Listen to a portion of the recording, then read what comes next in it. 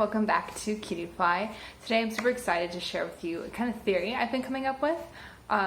Just for context, this week's been the 4th of July. Of course, I'm from the United States, so that was a big holiday for us and we celebrated a lot. And plus, Douglas has been going through his own first pretty much playthrough of Pokemon and Pokemon Black. He hasn't played a single game since Pokemon Red, so it's been a while. And so he's been really feeling the vibe of like US, and we've been thinking about Unova Pokemon a lot. And for those of you who don't know, Unova is set in New York, which of course, I'm from the Midwest, but it's supposed to encapsulate like all of the US up until Alola was made, which is of course Hawaii. But I digress. So I thought this week I was going to do a video about like just listing off Pokemon that are like American themed, or making like a top 10 list just for people who aren't really familiar with the newer Pokemon, just so they can kind of get into the spirit of it and spirit of 4th of July too. I was going to do that, but I kind of stumbled upon 2 Pokemon from the Unova region that people don't necessarily associate with the US, even though they were made for the Unova region, and the only other place to find them is in Alola, like natively, which indicates that they are super American. And they actually, looking at their designs and really thinking on them a little bit, they are super like inspired by American history. And I haven't seen another video on this. I found a video online talking about Whimsicott specifically, and it shared some similar ideas to what I had behind Whimsicott's inspiration. And to give credit where credit's due, I'm going to link that video in the description of this one as well as a bunch of articles that people might find interesting if they, about the topics I'm looking into. They're very introductory, so of course I encourage you to do your own research and form your own opinions about it. But I digress. The 2 Pokemon I'm going to talk about today that have like really unexamined American historical origins are Whimsicott and Lilligant. Whimsicott and Lilligant are 2 Pokemon that are really meant to be compared. They're version exclusives, and for those of you who don't know, version exclusive Pokemon are like ones that you can only find in either or game.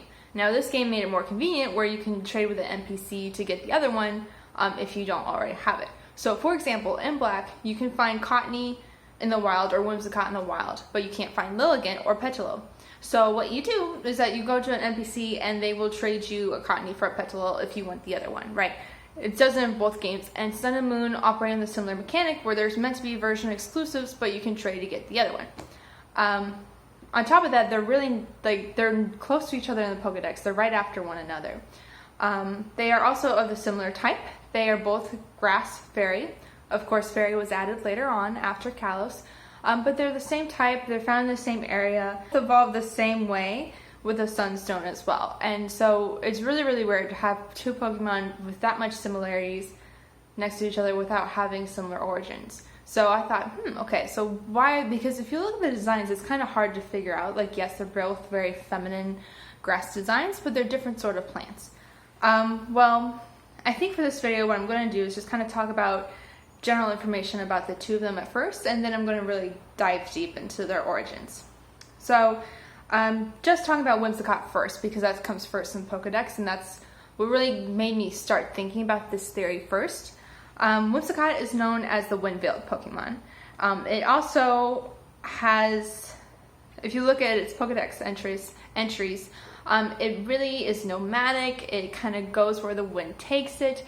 Some people even think that like the winds might be generated from Whimsicott, even though it's not really proven. But it's a nomadic prankster type of Pokemon. It gets into your house, messes with your stuff, leaves cotton everywhere. Very lighthearted, whimsical, and just kind of embodies this spirit. This is also further illustrated in its abilities. It can have Prankster or Infiltrator, which again kind of goes along with the lore inspirations of like sneaking into your house and like being able to fit in any crack no matter how small. But also its hidden ability is Chlorophyll, which again is grass type. It's going to have a grass type move, but it's not its primary ability, it's its hidden ability. Just looking at Whimsicott itself, it's obvious that there's like cotton all over its mane, and it actually has a stem in the back. In the front of it is like a really obvious tan brown humanoid looking thing. As later revealed, through the anime or like funny little memes is that cotton, it can actually detach its cotton. So, and there's also Pokedex entries that say like if the wind is too strong, it will blow the cotton right off, right? So the cotton isn't necessarily the intrinsic part of the Pokemon, it's the brown body itself. But also, I kind of want to get into like an over thought I had about Whimsicott as a whole. Pokemon hasn't been a stranger to designing Pokemon based off of certain ethnicities before.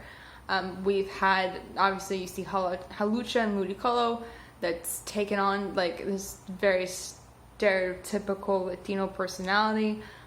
There's been, blackface controversies with Jinx.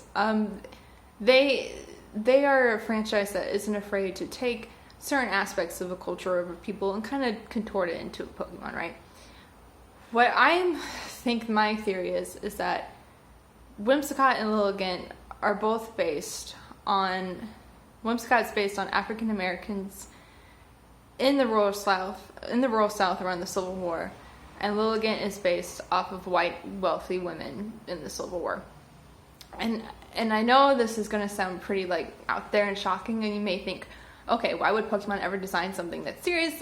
This is a kid's game, but they've done similar stuff in the past, and they've really, really had deep intrinsic designs. And even though this might not have been like a overtly conscious decision to intertwine these two demographics, more evidence, the more I talk about it, the more you might see where I'm coming from. So obviously, the first and foremost thing is that Whimsicott is brown and it picks cotton on its back, right?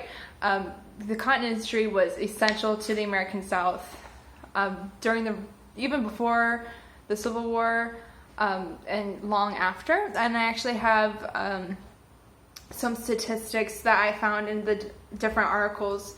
Most of the articles I read came from a professor who teaches at the Fletcher School at Harvard and who specializes in just the African American legacy and who specializes in slave history or history of African Americans in the U.S.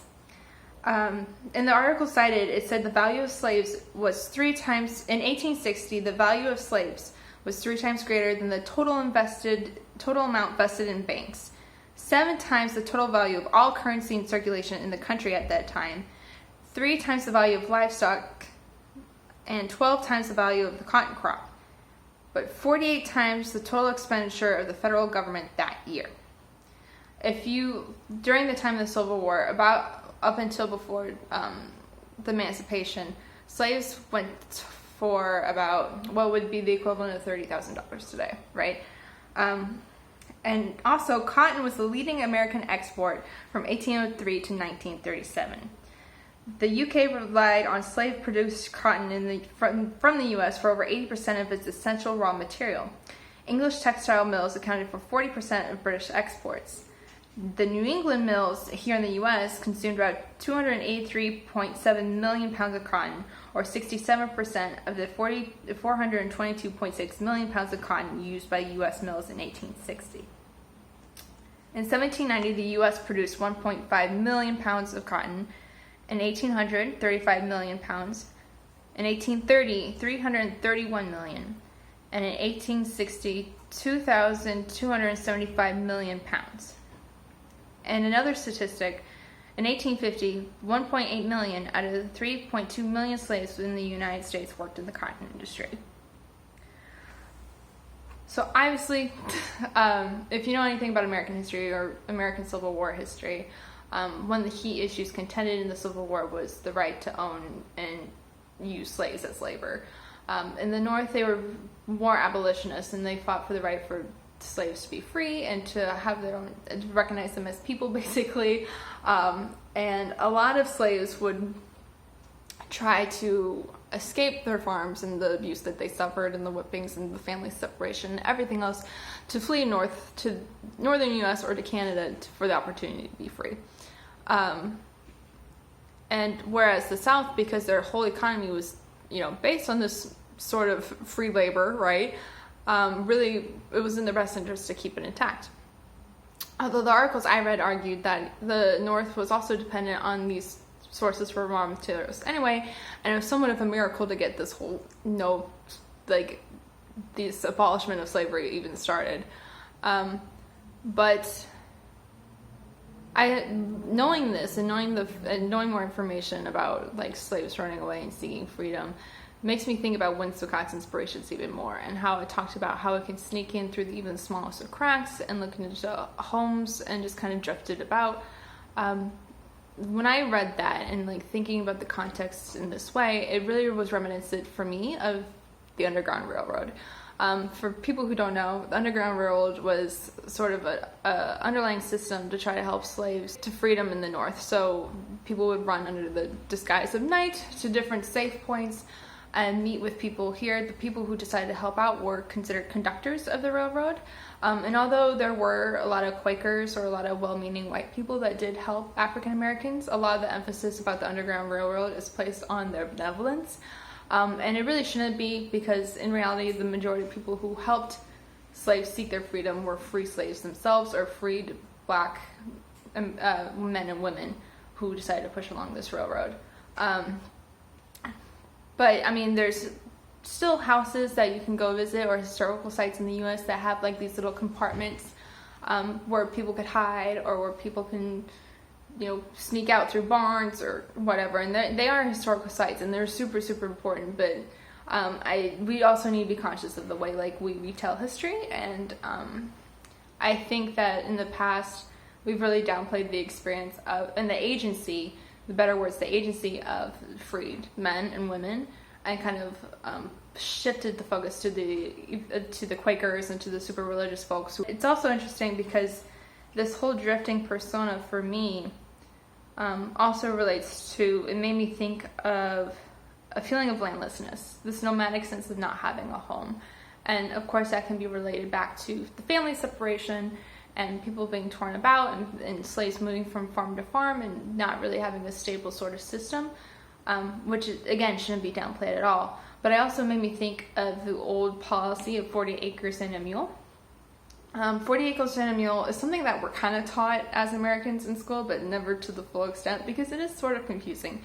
But basically what happened is that there was a proposed policy to give every freed man or every freed family 40 acres of land and a mule as like reparations for what happened in slavery. A lot of this land was going to be made up of the southern half of Georgia and the state of Florida. And this was meant to be a solely black community, right, where people could own their own land and farm and be self-sufficient. And the only white people that were allowed to visit would have been like army generals or like people of authority, right? So this didn't necessarily pass, but General Sherman, he was the one that kind of negotiated this idea among many Baptist religious leaders and leaders in the African American community about what they really wanted. And the leaders in the African American community really emphasized the importance of land, and how land was the key for economic growth, and like not just economic growth, but social growth and agency. The right to own property was the one that really, really stuck out to these people. And there actually was a tested out black community in Texas, and it was meant to be a self-sufficient African American community that did very, very well. And so Sherman, proposed this idea to higher ups and kept trying to push this sort of program to go, but it never saw fruition, right? So basically, the federal government was like, great, but we don't care. There's these wealthy farm owners that have been ravaged because of the Civil War, and they have been destitute. So we are going to allow these former wealthy white people to buy up this land, and so that they can basically salvage whatever land they lost. And these people that they allowed to buy those lands were the same people who initiated the Civil War to begin with. So extremely interesting paradigm. So again, I remember being taught that this policy was actually a thing, which is misinformation, of course. And a lot of people point to this policy to argue for social inequality currently in the U.S. is that because there wasn't a system, or because there wasn't a chance to get people on equal footing immediately after the emancipation, there's been a staggering in development between different communities in the U.S. And some people point to this one as why that is. So I wanted you to keep this whole thought of landlessness in mind when we're still talking about the inspirations for these Pokemon. And the last thing I was going to mention is the phrase that cotton is king. This phrase was uttered so many different times between not only like gospel songs amongst the African American community, but it was really coined by the industry itself to stress the importance of cotton in the American Civil War or the American South or the American economy as a whole. Because essentially this crop was what really allowed us to industrialize and become the more affluent power that we are today, right? And who else really profited off of this than the wealthy plantation owners, right? Which gets me to Lilligant. Now, Lilligant, we cannot deny, is similar to Scarlett O'Hara.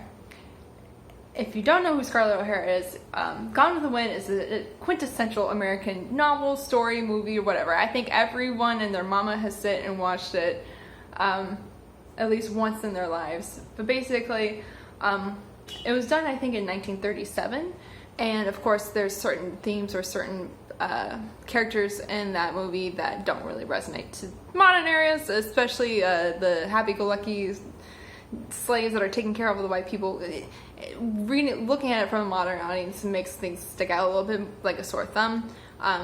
But for the sake of this video, I'm just going to put that aside for a minute and just talk about the character analysis of Scarlett herself and the role of the wealthy white woman on the plantations in the South.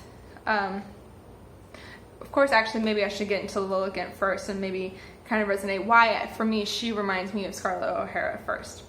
Okay, so Lilligant evolves from Picholil, which is considered the bulb Pokemon, and obviously its design is very reminiscent of a tulip or another plant like that. Its main ability is Chlorophyll or Own Tempo, right?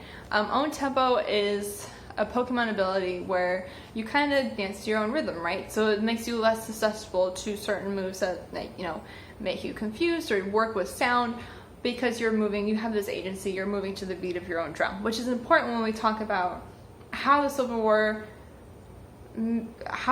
affected gender roles for affluent women in the South, right?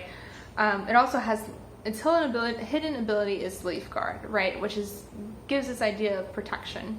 And this type of Pokemon is 100% female. Whimsicott is 50-50 in terms of gender, but Lilligant can only be female. There is absolutely no male counterpart whatsoever. It's known as the flowering Pokemon, and if you look at its design, it has like this little tiara crown on top of its scarlet flower, which makes me tie into the idea of cotton is king. This is a new form of royalty in the US.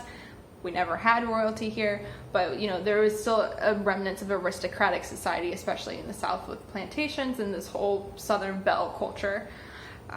The flower that hoists the crown is bright red and scarlet, and it still has that very green, soft green dress. And if you've seen Gone with the Wind, when Scarlett O'Hara is like coming out and like meeting all her male suitors, she wears this white and green, very like petally giant skirt too, and it just reminded me of the two. And I'll be putting up images so y'all can see too. But if we look at the Pokedex entries, and especially say that its flower is very, very difficult to bloom, and even the most veteran trainers have a hard time getting it to bloom. You really need to nurture it. If you spend 1 minute not nurturing it, it will die. But the best flowers for Lilligant bloom in the absolute wild. So that, again, for me, sends off a very warning sign that like, oh, okay, is this a feminist message? Is this a reflection about like women in relation to men, especially if this Pokemon has no male counterparts and will literally wilt and die in the presence of a male? So first thing that popped in my head, and maybe it's just because I've read a lot of literature about it, is the fall of the Southern belle, right? If we stick with Gone with the Wind, I've already talked about the visual similarities, right? But the main character, Scarlett, this whole movie is really long, but it covers a span of like 10 years. I think it starts in like 1861 and ends in 1871. And basically the overarching motif in this movie is like the role in the future of the South. Scarlett is supposed to represent the country as a whole. And she's got two main love interests in her life. Ashley is supposed to represent like the old South, and Rhett is supposed to represent the new future that could be for the South if they adopted the ways of the North, but still, held true to their own pride. And basically, she is kind of not just caught between these love stories, but she ends up becoming a really successful businesswoman, because when push comes to shove, she goes through a lot of atrocities. She loses her plantation, she loses her family farm, she loses her social status. She marries men because, again, that is the way women are taught to gain status in the South, and like because they're not taught any sort of marketable skills or profitable skills, because they're put on this pedestal basically as princesses. And when that system collapsed after Civil War, they didn't have any sort of skills that could make them useful in the workforce, right? So a lot of them relied on marriages or their husbands or lineage to kind of save themselves. But the thing is with Scarlett, she uses that as a convenience, but she also builds up her own logging company, and she really works to try to basically take care of Tara, her plantation. Like, that's the only thing that's in her mind. She constantly, when she struggles, she always returns back to the old farm. There's literally a line in there that says, like, love is one thing, but love of your land is different. Like, she talks to Ashley about it, I think, and like he puts a scoop of dirt in her hand. Is like, no, you love Tara. And like, she makes statements. Like, the most famous line is like, I will never go hungry again, right? So she really misses more so the economic status and the prowess of the plantation rather than like the romantic relationships of the South. Again, take this movie with a grain of salt, because it does portray a very like pristine, serendipitous white woman's image of what was going on in the South, and it's also not meant to diminish, like, I feel like we need to be careful when discussing this, because we don't want to say like who suffered more, you know what I'm saying? Even though everyone can have their own opinion about that, and I most certainly do, but this is just a reflection of like two identities that really got flipped their worlds during the Civil War. And we kind of see this theme pop up more if you ever, and I highly recommend reading Tennessee Williams. His work comes like way after the Civil War, right? He's more of, I think he started writing in the 50s, but he also writes about the issue of these pristine Southern women having to fit into society once again and really trying to take care of themselves. A Streetcar Named Desire talks about this with Blanche, and like, basically, there's a lot of rough stuff that goes on in that movie. But basically, Blanche is like sort of caught up in this nostalgia of how her life used to be, and even to the point where she makes up a suitor named Shep, who's like a millionaire, who's going to take her away from her less than perfect, from her like life right now. Her sister had to marry a Polish man, and in those times as well, Polish people weren't considered like necessarily white, you know, there's still racial stagnations in between different European ethnicities, but it was meant to be a diminishing of status, and so she has a rough time dealing with the fact that her sister's married to a Polish man, and she has to live with them, and she has to live in a cramped apartment, and she has to settle for a working class guy, and it's just a lot of rough stuff coming out, a lot of alcoholism, but and rough subjects, but it's a wonderful play. Same thing with Glass Menagerie. It's another Tennessee Williams screenplay, wonderfully written. But the mother in the play that takes place in, I think, it's set in 1937. She is a former Southern belle, and the mother is very, very upset that her daughter is very shy and plain and like has to wear a leg brace, and she tries to like live vicariously through her and try to teach her to like find a male suitor to take care of her, you know, tries to put her in typing classes and everything else, and is really upset when she's not like the proper hostess that her mother used to be. And the whole thing is just one big metaphor for like a glass breaking social bubble, and highly recommend. But some of this rings true, right? So like during this time, even before the Civil War, you know, women couldn't hold property either. All their property, everything they owned, was in the name of their husband or spouse, and they had no legal right to their own children, right? Wartime tends to do something funny out of necessity, where women, you know, a lot of these women who didn't have opportunities to, even leave the house by themselves. They had to take escorts everywhere, are now entering the workforce out of necessity, right? They're working in factories. A lot of them turned to nursing during the Civil War. A lot of them turned to being spies or, working for governments, and the same with people in the African American community too. This sort of chaos that stood up allowed a lot more African Americans to flee to safety or to work as soldiers or spies for the Union, or it gave people a lot more social freedoms, basically. And although these two demographics have similarities where they can't hold property, the experiences are vastly different, right? And I think it's important to note that although women also didn't have these sort of legal protections either, they didn't necessarily have to worry about family separation or getting whipped every single day. It's one of those conversations that I think it needs to have, and I'm trying my best to restrain my own opinion. But again, these are two demographics that really suffered from the patriarchal dominated social structure at the time, and then when the Civil War happened, they gained this sort of social mobility and more economic freedom because they could hold their own, right? And of course this is leaving out poor women in the South, and from what I understand, of course they suffered the most during war because whatever few resources they had were taken away from the war, and they just flung further into poverty. So they didn't necessarily have this liberating experience that wealthy white women did, or this sort of opportunity for liberation that African American men and women had. But basically, when I really think about Whimsicott and Lilligant, I think about how both of these demographics of people suffered from this landlessness. And looking back on Whimsicott and Lilligant's typings, it makes sense for them to originally be grass type, right? Because they're both striving for this property. They're both striving for this this source of agency and socioeconomic status and basically equality that comes through with the ownership of property and land. And again, later on, the fairy types introduced to them. It makes sense because their designs are super feminine and cute, but also fairies tend to have this really intrinsic relationship with nature, and they also have this sort of trickster mentality, a self-serving mentality, whether that be for good reasons or bad reasons. And in this case, yes, this is self-serving, right? Because you're trying to do your best during a time where there's really serious obstacles and limits to you, and you're trying to overcome them by any means you can. So whether that's setting fire to your master's barn so that you can create a diversion to sneak away to north, or trying to hop through different marriages even though you might not love that person, or